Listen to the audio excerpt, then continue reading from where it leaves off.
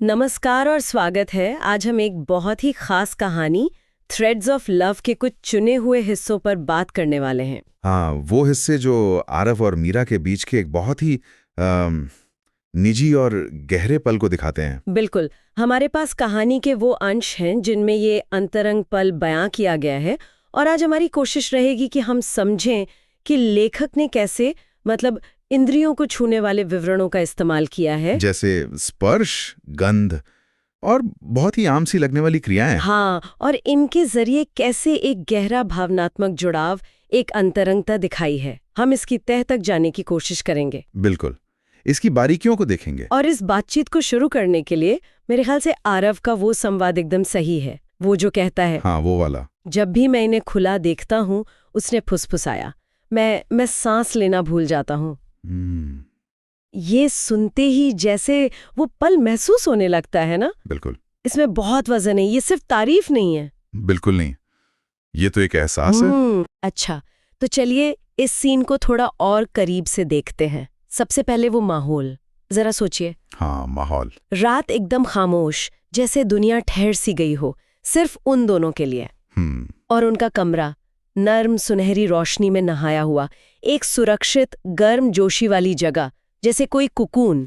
सही कहा, ये माहौल ही उस पल की निजता को और गहरा कर देता है। और इसी माहौल में मीरा धीरे से कमरे में आती है और सबका ध्यान जाता है उसके खुले बालों पर। हाँ, वो बाल गहरे, रेशमी, घुटनों तक, जैसे कोई अंधेरा झरना बह रहा हो।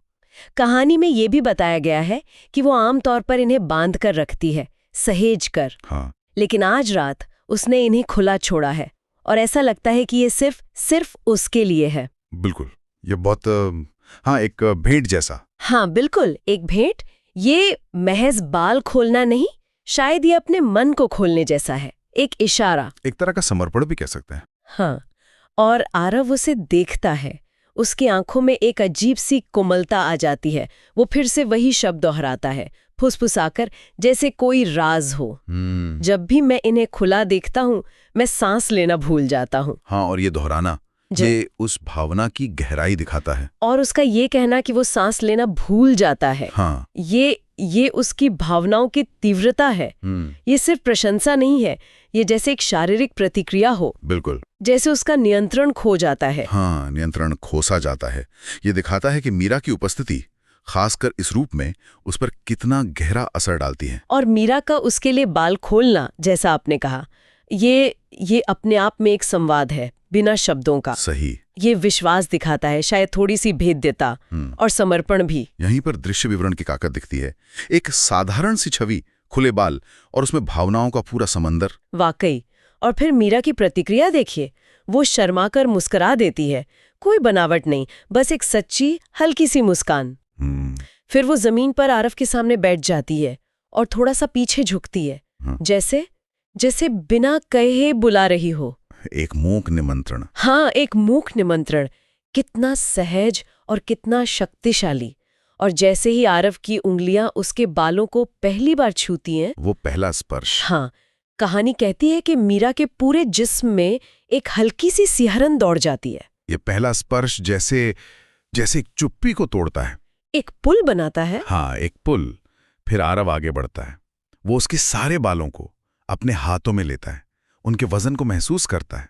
वर्णन है कि बाल उसकी उंगलियों से पानी की तरफ फिसलते हैं। पानी की तरह?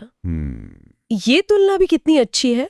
तरलता, निरंतरता, शायद पवित्रता भी। हाँ। और फिर आरव कहता है, ऐसा लगता है जैसे रात कोई हाथों में पकड़ लिया हो। क्या बात है, ये रूपक कमाल का है ना। इसके बाद वो बहुत धीरे धीरे, बिना किसी हड़बड़ी के, बालों को सहलाता है, जड़ों से लेकर सिरों तक। हर बार जब उसकी उंगलियां नीचे पहुंचती हैं, वो फिर ऊपर से शुरू करता है, और भी नरमी से, और भी ध्यान से। इस क्रिया में जो ठहराव है, जो ध्यान है, वो कमाल का है। ये किसी जल्दबाजी वाले जुनून से बिल्कुल अलग है। इसमें कोमलता है। बिल्कुल। हाँ, और यहाँ स्पर्श की अंतरंगता पे थोड़ा और सोचना चाहिए। ये स्पर्श सिर्फ शारीरिक नहीं है, ये कोमल है, ध्यान से भरा है, लगभग श्रद्धा जैसा। हाँ। इसमें कोई मांग नहीं है, बस उस पल को महसूस करने की इच्छा है। जी। और ये रूपक रात को ही हाथों में पकड़ने वाला, ये कई परतें खोलता है। कैसे? ये सिर्फ बालों के रंग की बात नहीं है, ये शायद उस पल के रहस्य की ओर इशारा करता है। उसकी गहराई, मीरा के व्यक्तित्व की अनकही परतें, और शायद उस रिश्ते की असीम संभावनाएं भी। अच्छा। रात में जैसे सब कुछ संभव लगता है ना, वैसा ही कुछ एहसास इस स्पर्श में है। ये एक साधारण सी क्रिया को एक काव्यात्मक ऊंचाई दे देता है। बिल्कुल। और अगर हम इसे थोड़ी बड़ी तस्वीर में देखें तो ये दिखाता है कि कैसे शारीरिक स्पर्श कभी-कभी भाषा से ज्यादा कह जाता है। ये सीधे आत्मा से बात करता है, विश्वास और सुरक्षा बनाता है। और इस गहरे स्पर्श का असर मीरा पर देखिए। वो अपनी आंखें बंद कर लेती है, जैसे बाहरी दुनिया से कटकर बस इसी एहसास में डूब जाना चाहती हो। उसके होंठ हल्के से खुल जाते हैं, शायद आराम की गहरी सांस लेने के लिए। और फिर वो बहुत धीमी आवाज में फुसफुसाती है, मुझे बहुत अच्छा लगता है जब तुम ऐसा करते हो। ये एक बहुत ही नाजुक लेकिन उतनी ही शक्तिशाली स्वीकारोक्ति है ना?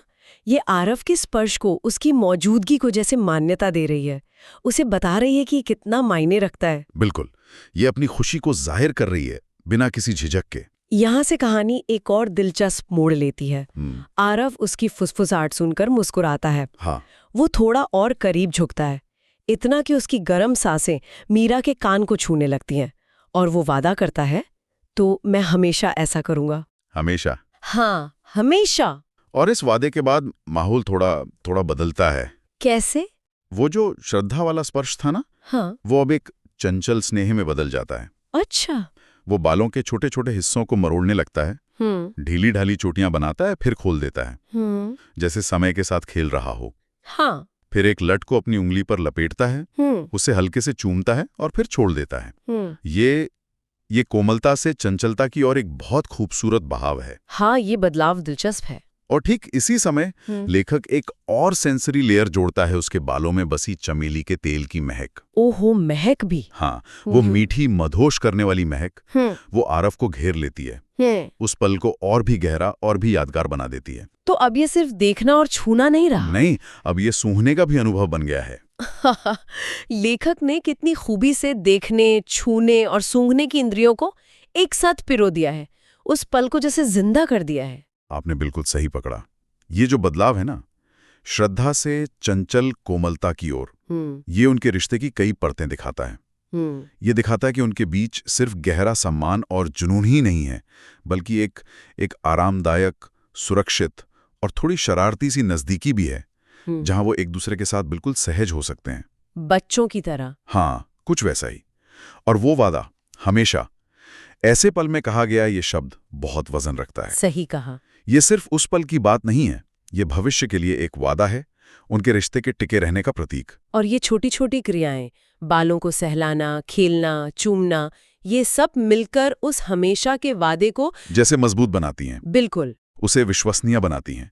ये दिखाता है कि बड़े वादे अक्सर ऐसी ही छोटी कोमल क्रियाओं की नींव पर टिके होते हैं। और कहानी आगे बढ़ती है। मीरा, वो पूरी तरह से उस पल में खोई हुई है, अपना सर एक तरफ झुका देती है। एक और मुंह की इशारा। हाँ, एक और मुंह की इशारा, जैसे आरव को अपनी गर्दन और कंधे के पास आने का न्योता दे रही हो।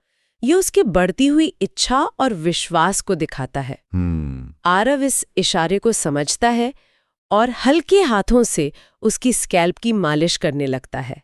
उसके होठों से एक नर्म सी संतुष्टि भरी आह निकलती है और वो लगभग एक विनती की तरह फुसफुसाते हैं, रुको मत। ये कितना शक्तिशाली क्षण है, अपनी इच्छा को इतनी साफगोई से, इतनी भेद्यता के साथ कहना। हाँ, और आरव रुकता नहीं, वो उसके सारे बालों को एक कंधे पर इकट्ठा करता है, जैसे कोई अनमोल चीज सहेज रहा हो।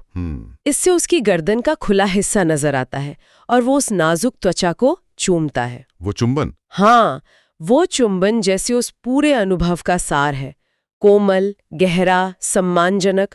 और फिर वो फुसफुसाता है, सीधे उसकी आत्मा में उतरते हुए शब्द। क्या कहता है? तुम मेरी हमेशा हो। ये जैसे उस दृश्य का चरम बिंदु है। वो सारी खामोश भावनाएं, वो स्पर्श, वो खेल, वो महक, सब जैसे इस एक वाक्य में सिमट आते हैं। वास्तव में ये क्षण, ये भेद्यता, आपसी इच्छा और एक स्पष्ट घोषणा का एक अद्भुत संगम है। मीरा का वो कहना, रुको मत, ये उसकी पूरी स्वीकृति दिखाता है। उसका विश्वास दिखाता है। वो उस अनुभव में पूरी तरह डूब जाना चाहती है। हाँ।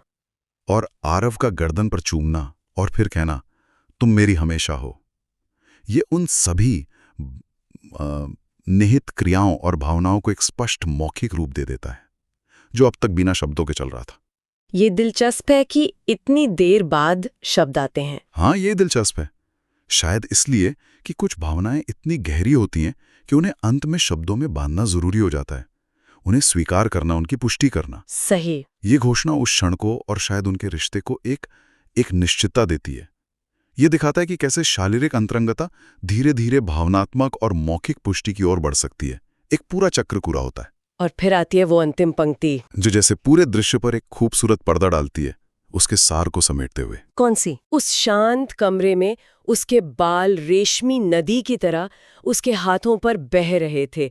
प्यार शब्दों से कहीं ज्यादा जोर से बोल रहा था। बहुत खूबसूरत। ये कितनी खूबसूरती से उस बात को रेखांकित करती है जिस पर हम बात कर रहे थे, अशाब्दिक संचार। हाँ, और ये अंतिम पंक्ति सिर्फ एक निष्कर्ष नहीं है, ये पूरे दृश्य के अनुभव को पुष्ट करती है।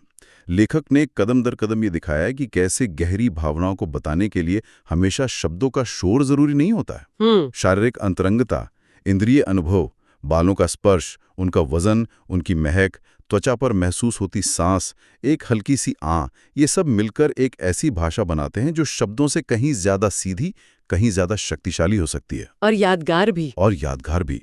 बिल्कुल। ये दृश्य हमें याद दिलाता है कि अंतरंगता अक्सर बड़ी घोषणाओं में नहीं, बल्कि इन्हीं छोटी छोटी ध्यान से की गई श्रद्धा और स्नेह से भरी क्रियाओं में बसती है। यही क्रियाएं रिश्ते की असली नींव बनती है। तो अगर हम इस पूरी बातचीत का निचोड़ निकालें तो इन अंशों का मर्म यही है कि कैसे साधारण से लगने वाली क्रियाएं, जैसे किसी के बालों को प्यार से सहलाना, और इंद्रियों को जगाने वाले विवरण, जैसे बालों की बनावट, वजन, महक, ये सब मिलकर बिना एक शब्द कहे भी गहरे प्यार, विश्वास और अंतरंगता की पूरी कहानी कह सकते हैं। बिल्कुल। ये दिखाता है कि सबसे निजी, सबसे गहरे क्षण अक्सर सबसे शांत होते हैं, शब्दों से परे। बिल्कुल। और इस अंश पर इतनी गहराई से सोचने के बाद यह हमें अपने जीवन के अनुभवों पर भी सोचने को मजबूर करता है ना।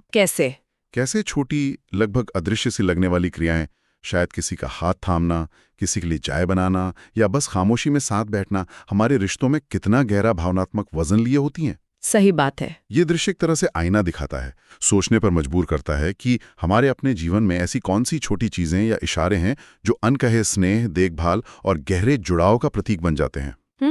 और एक पाठक या श्रोता के तौर पर यह सोचना भी दिलचस्प है कि लेखक कैसे खास इंद्रिय विवरणों को चुनकर हमारे अंदर भावनाओं को जगाते हैं, हमें उस पात्र के अनुभव से सीधे जोड़ देते हैं। ये वो कला है जो कहानी को सिर्फ शब्दों का ढेर होने से ऊपर उठाकर एक अनुभव बना देती है।